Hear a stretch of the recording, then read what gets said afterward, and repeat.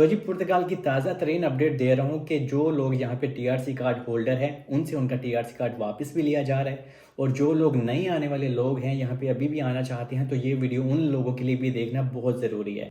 और जो बेचारे अभी प्रोसेस में हैं उन लोगों के लिए कुछ अलग ही परेशानियों का सामना है। तो जी पुर्तगाल आजकल आप लोगों के टीआरसी कार्ड को भी कैंसिल करना इन्होंने स्टार्ट कर दिया है। ऐसा सुनने में आ रहा है कि जब आप लोग ट्रैवल करने के लिए एयरपोर्ट पे जाते हैं, अगर आपने इंडिया पाकिस्तान जाना है, अपने होम कंट्री जाना है, तो बहुत प्रॉब्लम हो रही है।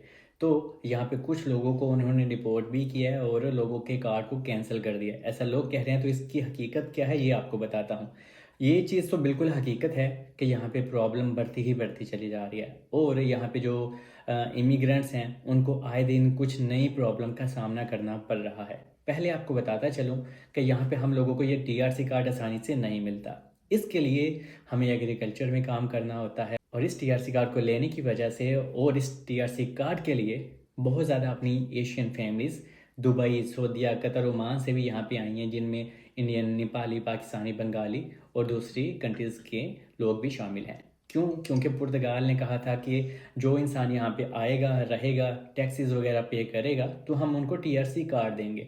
तो इसी वजह से लोग अपना सब कुछ छोड़ छाड़ के भी यहाँ पे आ गए हैं। तो जब लोग यहाँ पे आ गए हैं और लोगों ने टीआरसी कार्ड भी ले लिया तो अभी पुर्तगाल लोगों को तंग कर रहा है। ये एक बिल्कुल भी अच्छी चीज़ नहीं है। क्यों? क्योंकि आज से पहले पुर्तगाल बहुत खाली था।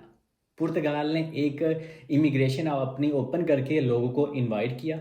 हम लोग यहाँ पे आए, हर वो लीगल काम किया जिसकी वजह से हम टैक्स पे करते थे और हमें कार्ड मिलता था। लेकिन बात अभी मुद्दे की करता हूँ कि जो टीआरसी कार्ड लोगों के कैंसिल कर रहे हैं, और पुर्तगाल ने रिसेंटली 72 लोगों के भी कार्ड को कैंसिल कर दिया है, जिनमें मोस्टली हमारे इंडियंस हैं। ये वो लोग थे जो नए नहीं थे, ये पुराने थे, जिन लोगों के पास दूसरा तीसरा टीआरसी कार्ड था और वो अपनी नेशनैलिटी अप्लाई करना चाह रहे थे और वो अपने टाइम पीरियड के बहुत करीब थे। लेकिन पुर्तगाल ने इन्हीं लोगों को भी तंग करना स्टार्ट कर दिया और इन लोगों का जो लीगल स्टेटस था उसको ही कैंसिल कर दिया। तो ये एक बहुत ही तशवीशनाक न्यूज़ है।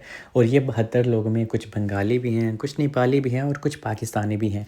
लेकिन ये जो लिस्ट है 72 लोगों की, इनमें मोस्टली नाम हमारे इंडियन लोगों का है, जो कि बिल्कुल भी समझ नहीं आता। और हुकूमत का कहना ये है कि इन्होंने कोई ना कोई क्राइम किया था या फिर जो अपना टीआरसी कार्ड लिया था वो गलत वे से लिया था, या तो इन्होंने कोई कॉन्ट्रैक्ट बाय किया था। और इनमें से हुकूमत का ये भी कहना है कि कुछ लोगों ने जो नेशनैलिटी अप्लाई की थी, जिनका इन्होंने स्टेटस कैंसिल किया है, तो इन्होंने फ़ेक डॉक्यूमेंट साथ लगाए हैं, जैसे कि लैंग्वेज सर्टिफिकेट वगैरह। तो इस वजह के कारण भी हुकूमत ऐसे लोगों का टीआरसी कार्ड और जो लीगल स्टेटस है उसको कैंसिल कर रही है। लेकिन ये जो 72 लोग हैं, इनके घरों में ये लेटर जाता है गवर्नमेंट की तरफ से कि हाँ भाई आप हमारा कंट्री छोड़ दो।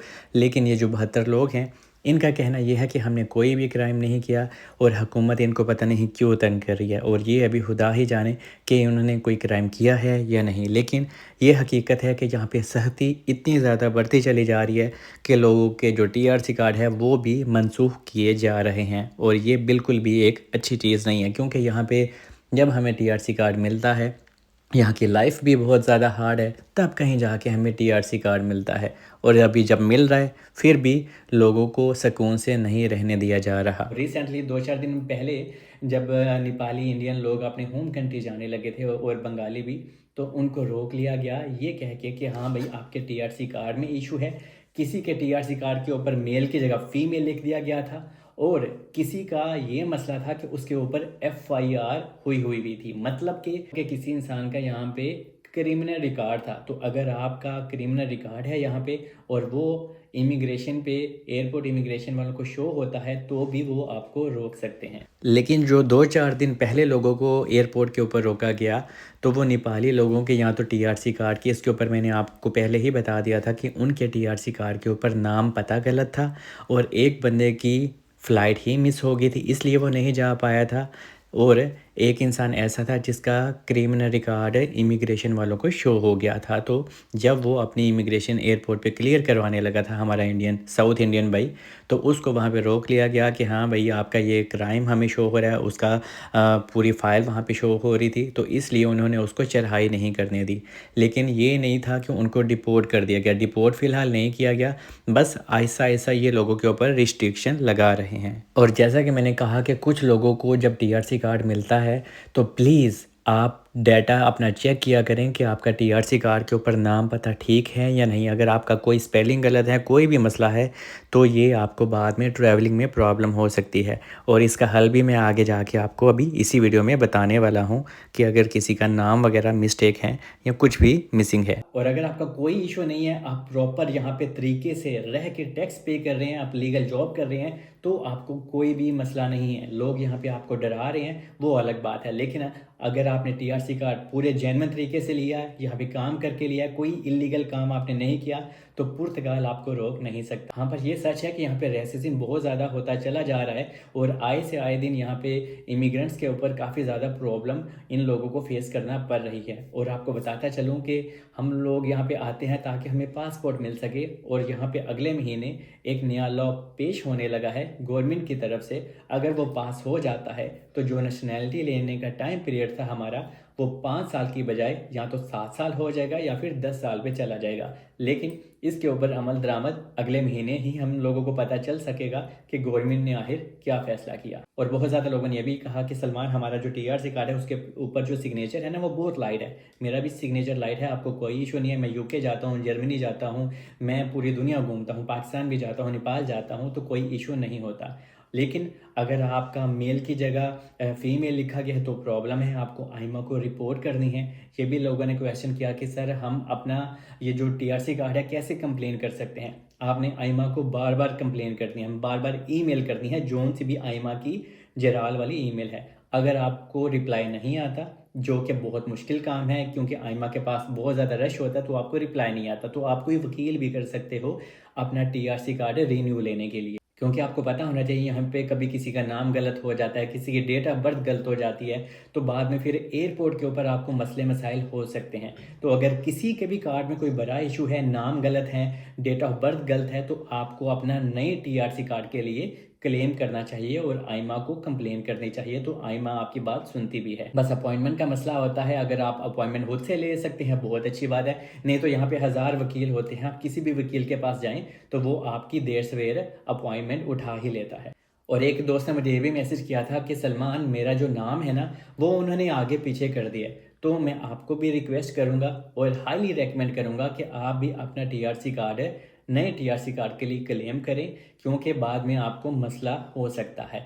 अगर आपको पुर्तगाल वाले तंग नहीं भी ना करते, तो आपने जब इंडिया, पाकिस्तान, नेपाल, बांग्लादेश से आना है ना, तो वहाँ पे वो आपको तंग कर सकते हैं। और फिर आपको पता है वहाँ पे पैसा चलता है, आप पैसे देंगे तो ही आप आते हैं, तो बहुत प्रॉब्लम होती है। तो इससे अच्छा ये है आप अपना टीआरसी कार्ड नया लें। और एक सबसे बड़ा मसला है, जैसे कि बहुत ज़्यादा लोगों के साथ ऐसा हुआ, एक पाकिस्तानी को इंडियन का टीआरसी कार्ड दे दिया, उसकी नेशनैलिटी के ऊपर पाकिस्तानी के ऊपर इंडियन लिख दिया, तो ये बहुत ही बड़ा मिस्टेक है। तो प्लीज़ आप बिल्कुल भी ट्रैवल ना करें और आपको अपना टीआरसी कार्ड नए लेने के लिए क्लेम करना चाहिए। और जैसे कि आपको पता होना चाहिए, 15-20 दिन पहले मैंने एक वीडियो भी डाली थी, एक हमारे सरदार जी थे, तो उनकी जो नेशनैलिटी थी वो उन्होंने पाकिस्तानी लिख दी थी। तो ये बहुत सारी प्रॉब्लम्स आइमा की तरफ से होती है, ये ऑब्वियसली हम लोगों के ऊपर समझ लें, ये एक एम ही, वो कहते हैं ना कि भाई ये राह जाते एक मुसीबत आ जाना, ये वही मुसीबत होती है। तो इसका हल यही है कि आप अपना नए टीआरसी कार्ड के लिए क्लेम करें। और इस चीज़ में हमारी कोई गलती नहीं है, ये तो आइमा इमिग्रेशन का मसला है ना, कि उन लोगों के कार्ड प्रिंटिंग में उनसे मिस्टेक हो गया, लेकिन भुगतना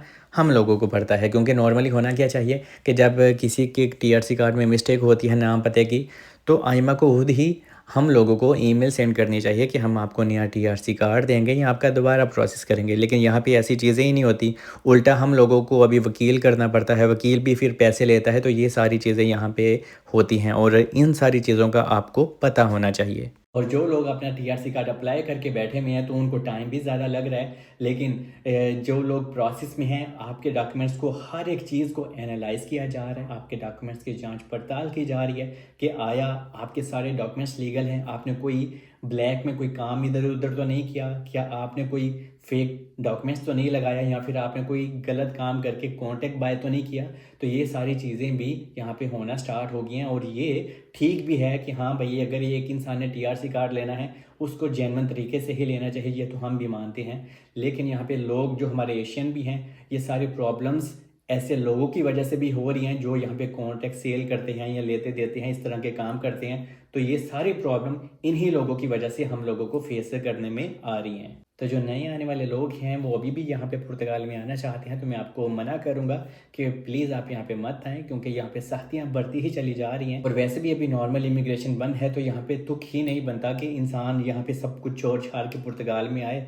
और यहाँ पे TRC कार्ड आपको मिल भी गया तो क्या पता बाद में यहाँ पे क्या ही होने वाला है, तो ये नो बडी नोस। मतलब कि यहाँ पे हालात इतने ज़्यादा क्रिटिकल होते चले जा रहे हैं। और यहाँ पे जो पॉलिटिशियंस हैं वो जनाब जो नए, जैसे कि शेगा पार्टी है यहाँ पे एक, वो आप लोगों की, हम लोगों के अगेंस्ट है। वो चाहते ही नहीं है कि यहाँ पे कोई भी माइग्रेंट्स यहाँ पे आके रुके। और मोस्टली इंडियन, बंगाली, नेपाली, पाकिस्तानी तो वो पसंद ही नहीं करता। तो इस वजह से मैं नहीं चाहता कि नए लोग यहाँ पे आएँ और वो स्टक हो जाएं। बाकी इन शार्ट में अगर आपने पुर्तगाल में रह के यहाँ पे TRC कार्ड लिया है तो आपको कोई मसला नहीं है। और मैं आप लोगों को कहना चाहूँगा, please don't do any illegal things in Portugal, क्योंकि अगर आप कुछ भी ऐसा करने का सोच रहे हो तो ये आपको आने वाले दिनों में मसला मसाइल पेश कर सकता है। तो प्लीज़ ऐसी कोई भी चीज़ या हरकत ना करें जिससे आपका स्टेटस वो कैंसिल करें या फिर आपको बाद में परेशानी का सामना करना पड़े। मिलते हैं अगली वीडियो में। Stay bless.